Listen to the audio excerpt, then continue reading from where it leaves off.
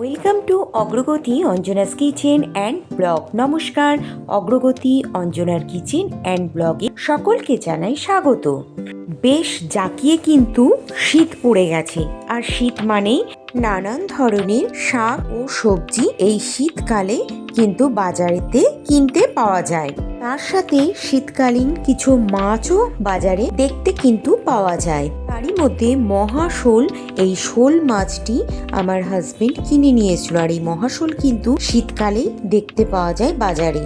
আমার হাজবেন্ড বাজার থেকে কিনে নিয়ে এসেছিল। তারই আজকে ফুলকপি দিয়ে আমি ডালনার রেসিপি তৈরি করেছিলাম, আর সেটাই আপনাদের সঙ্গে শেয়ার করতে চলে আসলাম। দেখুন, এই সেই শোল মাছটি, যে মাছটি আমার হাজবেন্ড বাজার থেকে কিনে নিয়ে এসেছিল।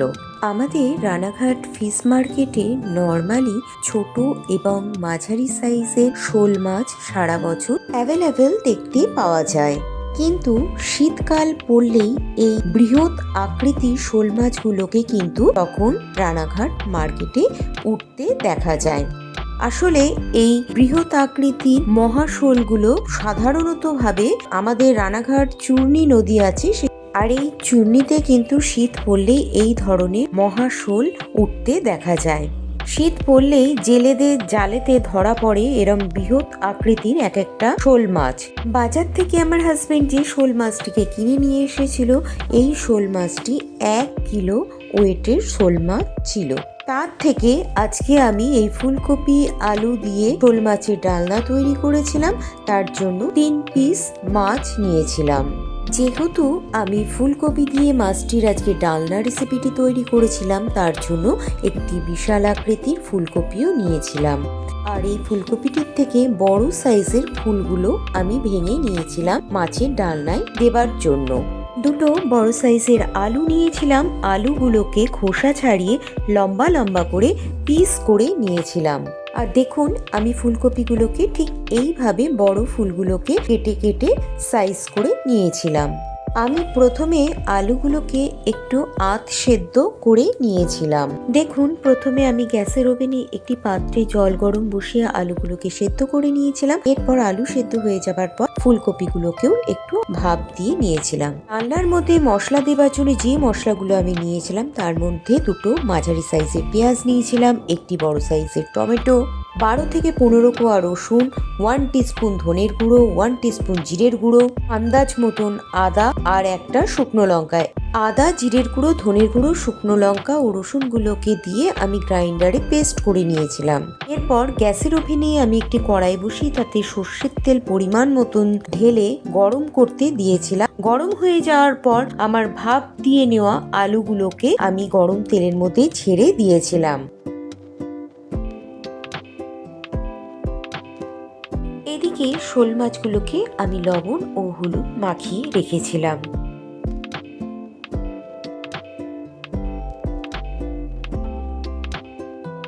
আলুগুলোকে ভেজে তুলে নেবার পর এবার লবণ ও হলুদ মাখিয়ে রাখা শোল মাছগুলোকে এক এক করে তেলের মধ্যে ছেড়ে হালকা করে উল্টে পাল্টে ভেজে তুলে নিয়েছিলাম। শোল মাছ দিয়ে যে কোনো রান্না তৈরি করার সময় মাছটিকে হালকা লাল করে ভেজে নিলেই মাছটি কিন্তু সুস্বাদু খেতে লাগে। শোল মাছ বেশি কড়া করে ভাজলে খুব একটা খেতে ভালো লাগে না। তাই আমি যখনই শোল মাছের কোনো রেসিপি তৈরি করে থাকি, তখন একটি মিডিয়াম মেজারমেন্ট রেখেই মাছগুলোকে ভেজে নিয়ে থাকি। এবার মাছগুলো ভাজা হয়ে গেলে মাছগুলো তুলে নেবার পর ওই তেলের মধ্যে আমার ভাপ দিয়ে রাখা কপিগুলোকে তেলের মধ্যে দিয়ে নেড়ে চেড়ে হালকা যখন লাল লাল রং ধরবে, তখন আমি ফুলকপিগুলোকেও ভেজে তুলে নিয়েছিলাম। দেখুন, ফুলকপিগুলো ঠিক এরকম যখন লাল লাল রং ধরে এসেছিল, সেই পর্যায়ে আমি কড়াই থেকে তুলে নিয়েছিলাম। এবার ফুলকপি ভাজা হয়ে যাওয়ার পর ওই তেলের মধ্যে কুচিয়ে রাখা পেঁয়াজগুলোকে আমি হাতের সাহায্যে ভেঙে তেলের মধ্যে ছেড়ে দিয়েছিলাম। এবার তেলের মধ্যে হাফ টিস্পুন গোটা জিরে ফোড়নে দিয়েছিলাম। পেঁয়াজ কুচিগুলো যখন হালকা লালচে রং ধরে এসেছিল সেই পর্যায়ে কেটে রাখা টমেটোগুলোকে আমি পেঁয়াজের তেলের মধ্যে ছেড়ে দিয়েছিলাম। কিছু টমেটো আমি বাটনার মধ্যে দিয়েছিলাম আর কিছু টমেটো ফোড়নে ভাজার মধ্যে দিয়েছিলাম। এবার ভাজা ফোড়নের মধ্যে গ্রাইন্ডারে পেস্ট করে নেওয়া মশলাটিকে আমি ঢেলে দিয়েছিলাম। বেটে নেওয়া মশলাটিকে কড়াইয়ের মধ্যে ঢেলে দেওয়ার পর আমি মশলাটিকে বেশ খানিকক্ষণ ধরে নেড়েচেড়ে কষিয়ে নিয়েছিলাম। এরপর মশলাটির মধ্যে 1 টেবিল স্পুন হলুদ গুঁড়ো, 1 টেবিল স্পুন লবণ দিয়ে আবার খানিকক্ষণ কষিয়ে নিয়েছিলাম। হলুদ গুঁড়ো ও লবণ মশলার মধ্যে দেওয়া হয়ে যাওয়ার পর এবার আমি 1 টেবিল স্পুন কাশ্মীরি ঝালের গুঁড়ো মশলাটির মধ্যে ঢেলে দিয়েছিলাম আর হাফ টিস্পুন মতন চিনি এর মধ্যে দিয়েছিলাম শুধু স্বাদের জন্য। চিনিটা অপশনাল, আপনারা যারা চিনি খান না তারা স্কিপ করে যাবেন। এবার আমি এই মশলা কষার মধ্যে কিছু ধনেপাতা কুচি ঢেলে দিয়েছিলাম আর কিছুটা রেখে দিয়েছিলাম পরে দেবার জন্য। দেখুন মশলা কষাটির মধ্যে আমি কিছুটা ধনেপাতা কুচি দিয়ে দিলাম। ধনেপাতা কুচি এই মশলার মধ্যে দিলে পরে বেশ সুন্দর একটি ফ্লেভার চলে আসে। মশলাটিকে কষানোর সময় কিন্তু অনেকটা সময় ধরে ধৈর্য ধরে মশলাটিকে ভালো করে কষিয়ে নিতে হবে। যতক্ষণ না এই মশলা কষার মধ্যে থেকে তেল ছেড়ে আসছে ততক্ষণ পর্যন্ত মশলাটিকে ভালো করে কষিয়ে নিতে হবে। হাতে একটু সময় ধরে মশলাটিকে ভালো করে কষিয়ে নিতে হবে। যত বেশি ভালো করে কষানো হবে ততটাই সুস্বাদু হবে এই মাছের ডালনার টেস্ট। কথা বলতে বলতে আমার মশলা কষা কিন্তু একদম কমপ্লিট হয়ে গেছে। এবার আমি মশলা ধোয়া জলটিকে মশলা কষার মধ্যে ঢেলে দিয়েছিলাম। এরপর আরও কিছুটা জল আমি এর মধ্যে অ্যাড করেছিলাম। এবার আমি ভেজে রাখা মাছ, আলু ও ফুলকপিটিকে এই ঝোলের মধ্যে এক এক করে ঢেলে দিয়েছিলাম। ঢেলে দেবার পর খুন্তি দিয়ে ভালো করে ঝোলের সাথে ফুলকপি, আলু ও মাছগুলোকে সেট করে বসিয়ে দিয়ে একটি ঢাকা চাপা দিয়ে ফুটতে দিয়েছিলাম। মিনিট 5 পর আমি ঢাকাটাকে খুলে নিয়েছিলাম আর দেখুন কতটা সুন্দর টকবক করে ফুটতে শুরু করে দিয়েছে। এই পর্যায়ে আমি হাফ টিস্পুন গুঁড়ো গরম মশলা ছড়িয়ে দিয়েছিলাম। যেহেতু এটি ডালনা রেসিপি হচ্ছে সেই কারণে এর মধ্যে কিন্তু গরম মশলাটি দিতেই হবে। গরম মশলা না দিলে ডালনার যে অথেন্টিক স্বাদটা একদমই কিন্তু আসবে না, খাওয়ার সময় বোঝা যাবে না। গরম মশলাটিকে ঝোলের মধ্যে দেবার পর আমি মিনিট 15 ফুটতে দিয়েছিলাম।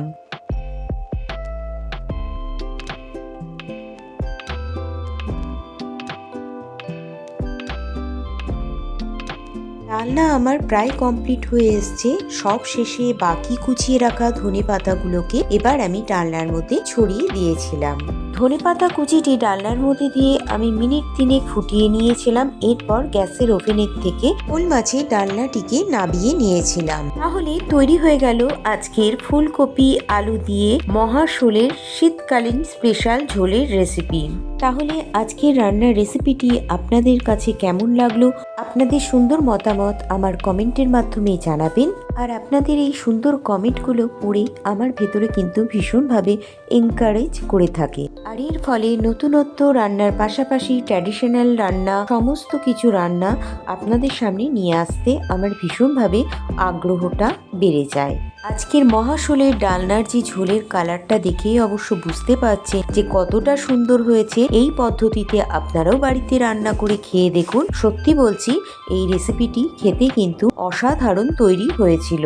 আমার চ্যানেলের ভিডিওগুলো দেখে যদি আপনাদের ভালো লাগে, নতুন যারা আছেন তাদের কাছে আমার একান্ত অনুরোধ রইল প্লিজ আমার চ্যানেলটিকে সাবস্ক্রাইব করে পাশে থাকা বেল আইকনটিকে প্রেস করে দেবার জন্য। তাহলে যখনই আমি নতুন কোনো রান্নার রেসিপি আমার চ্যানেলে আপলোড করব সবার প্রথমে আপনার কাছে নোটিফিকেশন পৌঁছে যাবে। তাহলে আজকের ভিডিওটি এখানেই শেষ করলাম।